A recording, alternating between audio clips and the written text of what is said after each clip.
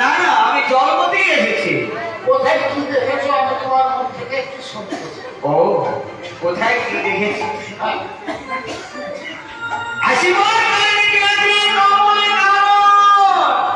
কালী বহর জলে আমি বহের জলে কমলে কামিনী আসছে যে আমাকে হাসাবে। আমি হাসলো? হ্যাঁ কেন?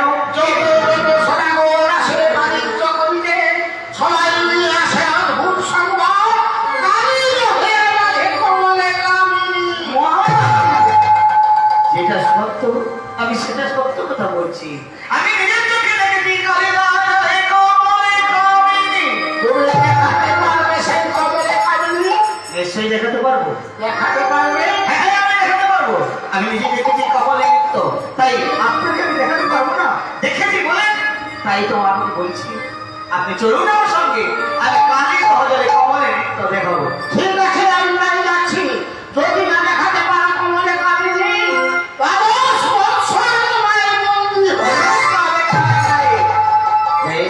আমিও তোমায় কথা দিলাম, যদি কমলে কামিনী না দেখাতে পারি তাহলে আমার যত ধন আছে লুকিয়ে রইবে আমার কারাগারে বদলি করে দেবে। ঠিক আছে তাই চলো। চলো মহারাজ। চলো সাধু কামিনী হে কমে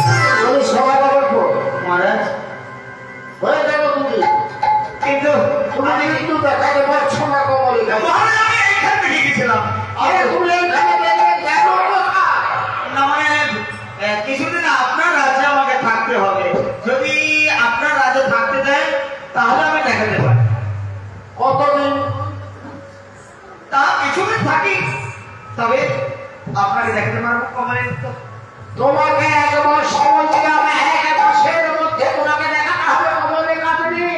নতুবা দ্বাদশ বৎসর বন্দী হয়ে থাকতে হবে আমার এই কারাগারে। বেশ, মহারাজ, আমি যখন এসেছি বদল বাণিজ্য করবার জন্য, কিছুদিন না থাকলে আমরা কেমন করে কমলে নৃত্য দেখাবো? আপনারা আছে আমাদের থাকতে দেবে, চলুন। ঠিক আছে, তাই চল।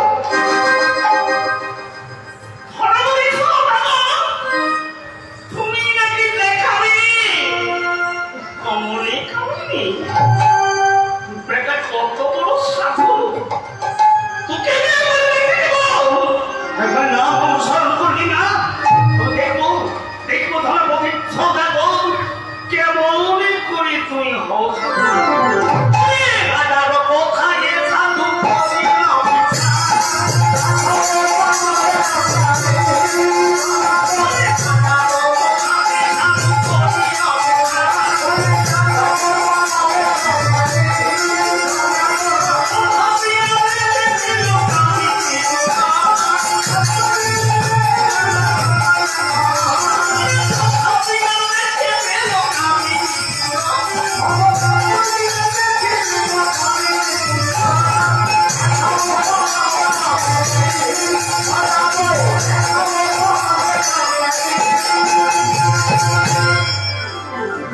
এই তো। হ্যাঁ মহারাজ, বলো। আমার থাকবার ব্যবস্থা করে দিন। আমি তোমাকে একটা কথা বলছি, শোনো। বলো।